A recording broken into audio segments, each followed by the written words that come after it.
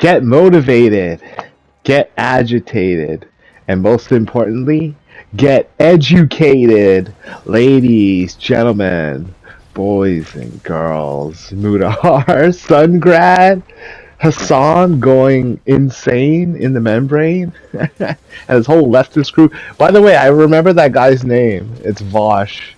I actually kind of don't want to remember it, but it's like it's important to like know the characters. It's like extended universe. I think he actually might be featured in the extensive video history cataloging this like crazy mania by the one, the only, the legendary More Pegasus.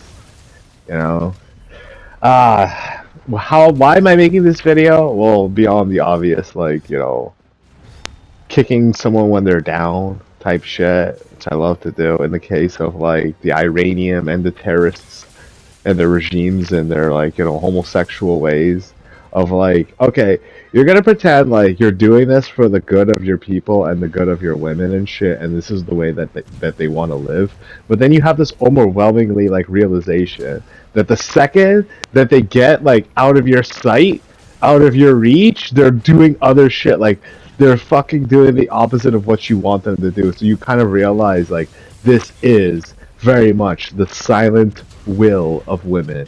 We're living in an age where, and I'm guilty of this. I'm gonna be honest with you. I'm an asshole when it comes to shit like this because, okay, I get it. I'm a guy, and even though people don't understand the circumstances of like how I was, growing up, raised, who I was like, growing up around and stuff, like the cultural differences and this and that. Like I'm not trying to say like it's a huge division between me and other people. It's just that like I have this like internal it's just like this fucking stupid thing that I have where I don't necessarily know or trust people, and I have like, that kind of an issue where I see somebody coming up to me and I can tell that she wants me to talk to her and shit, and I just can't say anything to her because I don't know like if that's gonna work out the way I want it to, because I tend to like, you know, say stupid shit or whatever, or like like ask stupid stuff, or I don't know, like I don't know how to carry the conversation. So the way I feel about it is like, um, I just want her to initiate the conversation. Like she's just walking up to me, she's looking at me, flirting with me and shit. I'm just like, "Doy," and I'm like, I know I'm supposed to do something. Like it's obvious, but it's like, again, like I guess it's like previous like interactions that I had that like didn't wind up like with success, and then I just blame and attribute all my failures to like me just opening my fucking mouth in the first place, right? But I have to do that like to whatever. Okay, so like I'm running in circles, but like what I'm getting at is that that's how girls are in this world. They use nuance, they use subtlety, they use symbolism, and like things that you have to be an intelligent um person or individual to understand. Like to pick up on they say, what is it called again? The sign. It's not the science. It's called whatever, subliminal whatever's, I guess. I don't think that's what it's called, but it's just like things that um whatever, right? See, this is why I'm bad at this, because it's like I know about it, but like whatever. But like, okay, so in the case of like, this current world situation that we're in, and like the girls all around the world, how we need to come to their aid and defend them, even though they're not asking for it directly. Like they're using the subtlety, if you will, that I'm trying to like. I don't know why I can't. I'm missing the word right now in my head as to what it's called. Let me take some of my asthma medication.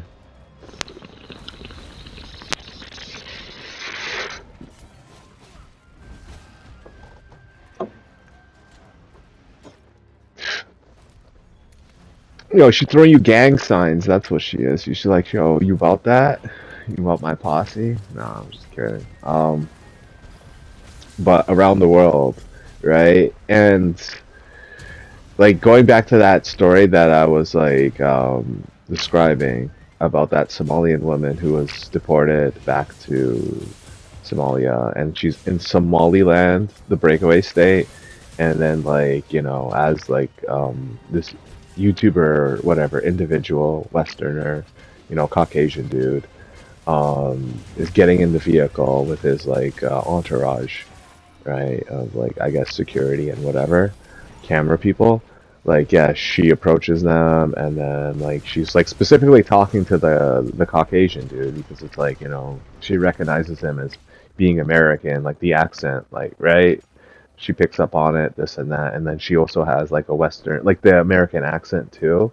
But like you can tell, like what I mean, like when you've had like people from like different parts of the world and they have their own accent, they have their obviously their own language, whatever, right? But then they learn like another language and then they pick up that specific accent. So like yeah, there's a huge disparity and difference between like the American accent and like the British accent and like I guess the Australian accent, and I think like South Africans have like a distinct accent of their own, and I guess like you can even go even more nuanced Irish, Scottish, right, etc., etc.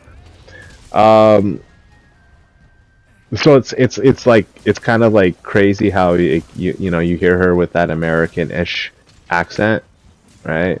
That you hear like just sounds like a normal girl speaking or whatever, like an older lady speaking, and she has like a bit of like Somalian accent in her, and she's just like vying, like throwing everything at this guy, trying her luck very much at her to the most utmost extent, and you feel for her. She's like African, Somalian. She isn't that attractive. She's like, she has a veil over her face. She's covering it up as she's like trying to flirt with this guy. Like the best she can do is just pull it out. You know what I mean? Like there's no cleavage. She can't show off her legs or her ankles even. For fuck's sakes, I don't even know. Maybe I'm talking shit, and maybe like that's like whatever because it's African. Like whatever, they can just like walk around with their ethnic clothing and stuff. But like yeah, that's the world of she's stuck in, she's trapped in, and she's not alone. There's like millions and millions of women all around the world that are crying out for help, but they don't know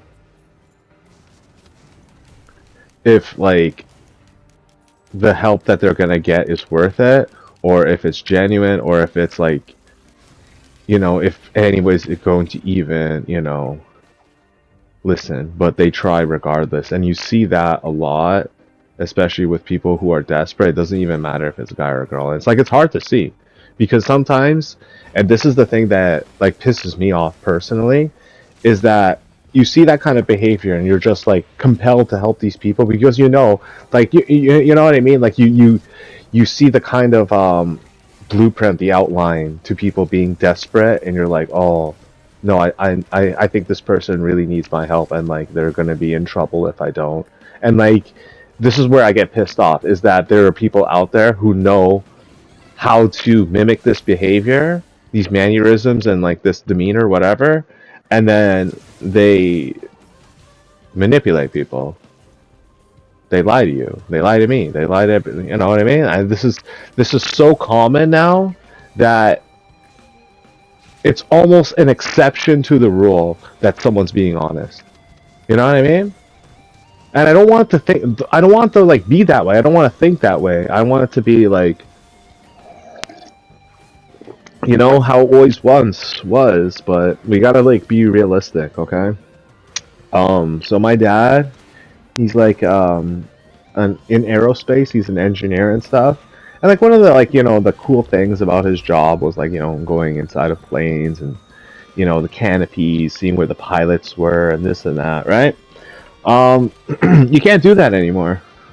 That's like one of those antiquated things that like yeah, Um, it was normal when it was, but now when people started hijacking planes, right now it's just become a sealed door.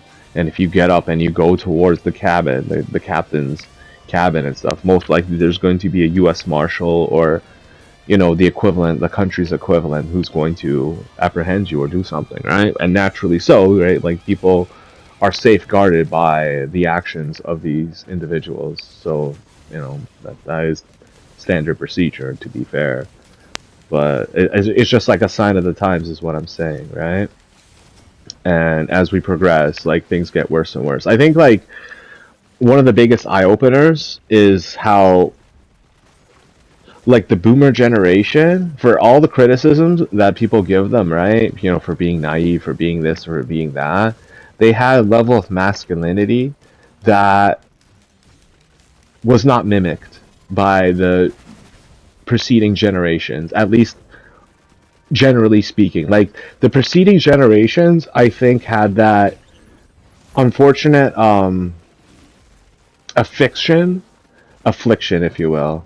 They're fixed to it, but I think it's an affliction. Like it's more of like a cultural decay, because for all the good things that you can say about sexual liberation and blah blah blah, right? Woodstock and like the whole hippie 60s 70s movement, you had like a bunch of cults, you had like a bunch of like people just like getting hurt and like doing like hardcore drugs, and like it was not necessarily a positive time. In fact, you could argue that it was a very dark time, like a dark age, if you will, of civilization. Like uh, tethered by wars and like conflicts that people didn't necessarily want to involve themselves in, much like we are in today with like Iran and like Sudan and like the Middle East in general, but not just them, also like countries that are in decay, right? Like Punjab, Pakistan. Like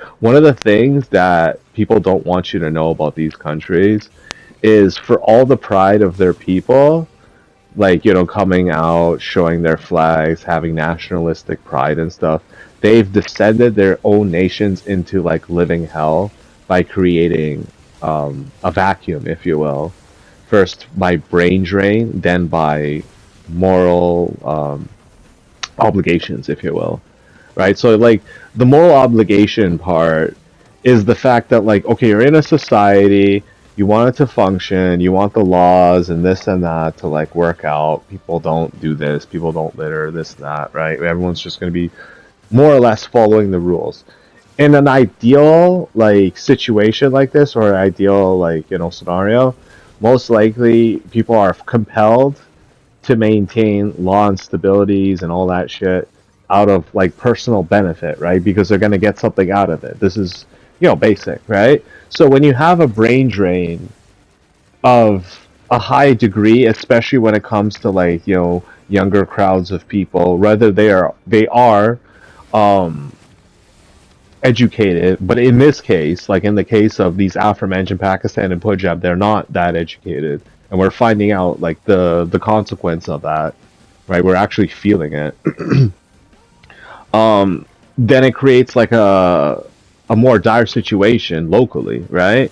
But it's also kind of telling in the sense that their own like specific crimes that they would find, like, okay, in the case of like sexual assaults, pedophilia, kidnapping, all these like crimes that they would have, and argue that it was a detriment to their population, local population. They're actually experiencing an alleviation of that, because we're getting it here in North America, in Canada, in Europe, in Australia, apparently, and like places that I just don't know about. I'm definitely curious as to what's going on in places that like I've always wanted to visit Australia.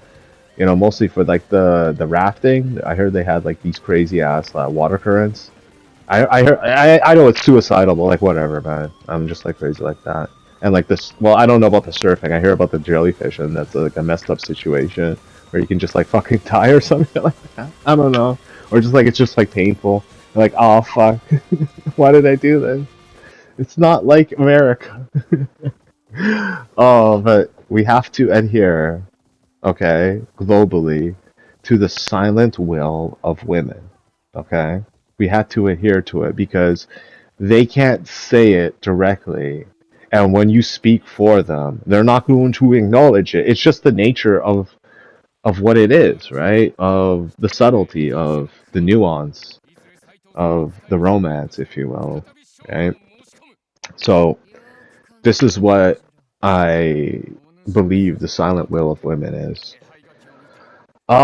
They don't care about being judged about on their sexual proclivities anymore. They see the world for what it is, and no matter how you paint the picture for them, like this, like stability of the nuclear family or just like a monogamous relationship, in their point of view, and I don't speak for them or the majority of them, and I don't even know if I'm actually correct about this. I'm just seeing it for what it is, right? Like I just went back to watch like another. I'm actually surprised about this. Akash has been getting yet another video about him, and I'm like, what possibly more can there be to divulge about this guy? And his wife is just going in on him, and I'm like, wait a minute, is this something that is widespread amongst women who are basically called or forced into arrangements that at the time they thought was advantageous or temporary, or they had a more leverage and control over it than they actually do, and now we're finding out that that is, well, it's a regret that they have. And again, of course, I don't speak for Jasleen. I don't speak for anybody, right? This is my opinion. But we're adhering, at least from my point of view, to the silent will of women. So basically, this man ain't shit, and she gonna run through a roster of white boys and all these Pakis and Sikhs, and like even like some of them fucking cucked out brown boys. You guys gotta like enjoy the fact that your women are going to be run the fuck through, and by the time they get to you, you know what I mean? You enjoy your STDs, enjoy never being able to please her in bed, enjoy being a fucking bitch that you are because you wanted, right, to have kids with this person. Now she's telling you by with the silent treatment, whatever, by like whatever, talking all that shit, and she's not alone. We see this all the time. Countries, entire nations, right? Of women just like coming out saying, "Oh, I like me a white boy." It's not something that like is gonna go out of style, unfortunately. And I get to like liberally speak about this because I'm on the outside, looking in. I see you guys inside your warm Christmassy house, celebrating your holidays, drinking your eggnog with your sweaters on. I'm just out there in the cold like this, like brown man. My turban's all cold and shit. I took my turban, I started put it in a garbage bin, I lit it on fire, just trying to keep myself warm. Poor little brown boy. But like and it's not just limited to like them white boys. They're like some of them like girls. They like dig basketball players, dig rap stars. It's like it's very common to go on TikTok and see like girls down with that, kind of movement. Clavicle is just like you just got punked by Quavo because this girl wants to go to that concert, and the man's over here trying to show off to his other man. And the silent will of women is like, yo, your dick is small. You gotta inject it to like, get me pregnant. Yo, and it's like all around, like whether you're swirling it up with the homies, like the white boys, like going anime with the Asians, you know. I don't know about brown guys. Brown man stock crashed. Yo, you guys got to enjoy it. The silent will of women means you're always going to be second place. Enjoy, bitch.